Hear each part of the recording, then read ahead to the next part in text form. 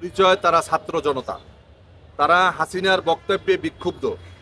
শেখ হাসিনা বিগত 17 বছরে মানুষকে গণহত্যা চালিয়ে আমাদের সেনাবাহিনীকে ধ্বংস করে দিয়েছে, আমাদের বিডিআরকে ধ্বংস করে দিয়েছে, আমাদের মিডিয়াকে ধ্বংস করেছে, মানবাধিকারকে ধ্বংস করেছে, আমাদের সার্বিকভাবে বাংলাদেশটাকে একটা বিধ্বস্ত দেশে পরিণত করেছে। আজকে 2000-এর বেশি মানুষকে হত্যার পরে শেখ হাসিনা একটা অনুশোচনা পর্যন্ত আমরা দেখি নাই। তিনি আজকে জাতির সামনে ক্ষমা চান নাই। তিনি বলেন নাই যে আমি 2000 মানুষকে হত্যা করেছি, আমার ভুল সিদ্ধান্ত ছিল, আপনারা আমাকে ক্ষমা করবেন। এই বক্তব্য শেখ হাসিনার দেওয়া উচিত ছিল। কিন্তু সেখানে তিনি কি বলেছেন? তিনি তার নেতাকর্মীদেরকে ঐক্যবদ্ধ হতে বলেছেন, তাদেরকে রাজপথে নামার যিনি তিনি উস্কানি দিচ্ছেন।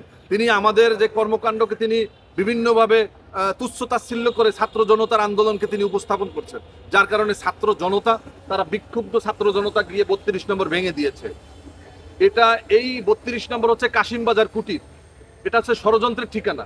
এখান থেকে পাকশালের জন্ম হয়েছে, এখান থেকে মানুষকে গণহত্যার সিদ্ধান্ত হয়েছে। এই জায়গা থেকে মানুষকে গণতন্ত্র, ভোটাধিকার, আইনের শাসন, ন্যায় বিচার, এটাকে হত্যা করা হয়েছে। এটাকে বিক্ষুব্ধ জনতা, এই জন্য তারা ঘুরিয়ে দিয়েছে। আমাদের বক্তব্য হচ্ছে যে শেখ হাসিনাকে, আওয়ামী লীগকে যদি বাংলাদেশে রাজনীতি করতে হয়, তাকে তো প্রথমে একটা রাজনৈতিক দল হতে হবে। তাকে তো খুনি হলে চলবে না, তাকে গণহত্যাকারী হলে চলবে না। আওয়ামী লীগ আজকে দলগতভাবে একটা সন্ত্রাসী, দলগতভাবে একটা গণহত্যাকারী দলে পরিণত হয়েছে। এজন্য আওয়ামী লীগের উচিত জাতির সামনে ক্ষমা চাওয়া, তাদের কৃতকর্মের জন্য জাতির কাছে ক্ষমা চেয়ে, যত জনগণ যদি তাদের ক্ষমা করে, তারা রাজনীতি করবে। আমি ব্যক্তিগতভাবে মনে করি না যে কোনো রাজনৈতিক দলের নিষিদ্ধ বিষয় আছে, কিন্তু আদালত যদি কাউকে তার অপরাধের জন্য রাজনীতি নিষিদ্ধ করে, সেখানে তো আমাদের কোনো বক্তব্য নাই। বাংলাদেশে আইন আছে, আদালত আছে, বিচারালয় আছে। এখন তো আওয়ামী লীগের শাসন চলছে না, এখন তো আপনি আদালতে গেলে বিচার পাবেন। আমাদের যেই আন্তর্জাতিক অপরাধ ট্রাইব্যুনাল আছে, তারা যদি বিচারের একটা পর্যায়ে দেখে যে আওয়ামী লীগের সম্পৃক্ততায় বাংলাদেশে গণহত্যা হয়েছে, আওয়ামী লীগের জন্য দায়ী, তাহলে আওয়ামী লীগকে নিষিদ্ধ করবে।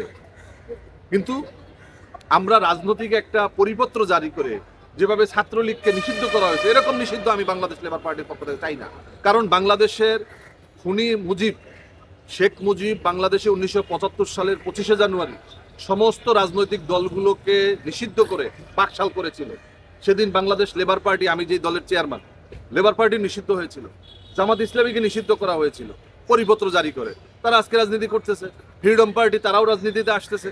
যার কারণে এটা যদি একটা আদালতের একটা আদেশ হতো, তাহলে এটা কিন্তু ভিন্ন হতো। এই জন্য আমি মনে করি বিচারের মাধ্যমে আওয়ামী লীগের রাজনীতি নিষিদ্ধ করার পদক্ষেপ নেওয়া উচিত। তাদের যেই অপরাধী যারা আছে এখনো বাংলাদেশের বিভিন্ন জায়গায় ছড়িয়ে ছিটিয়ে, জেলা, মহানগর, উপজেলা, এবং এই যে আপনি আজকে যে প্রশাসন দেখছেন, আমাদের যে সচিবালয়, একজোগারে তৃণমূল, একজন ইউনিয়ন পরিষদের যে সচিব, তিনিও আওয়ামী লীগের লোক ছাড়া নিয়োগ পান নাই। প্রত্যেকটা চেয়ারে চেয়ারে যারা নিয়োগ পেয়েছেন তারা সবাই আওয়ামী লীগ। আপনি ভোট কেন্দ্রে যেই সমস্ত পুলিং অফিসার ছিল, তাদেরকে ডিএনএ টেস্ট করে তারপরে আওয়ামী লীগ কিনা, তার পরিবার আওয়ামী লীগের পরিবার কিনা, এটা নিশ্চিত করে তারপরে তাদেরকে নিয়োগ দেওয়া হয়েছে। আপনি সেখানে সবাই তো আওয়ামী লীগ। আজকে প্রশাসনে যা আছে সব আওয়ামী লীগ।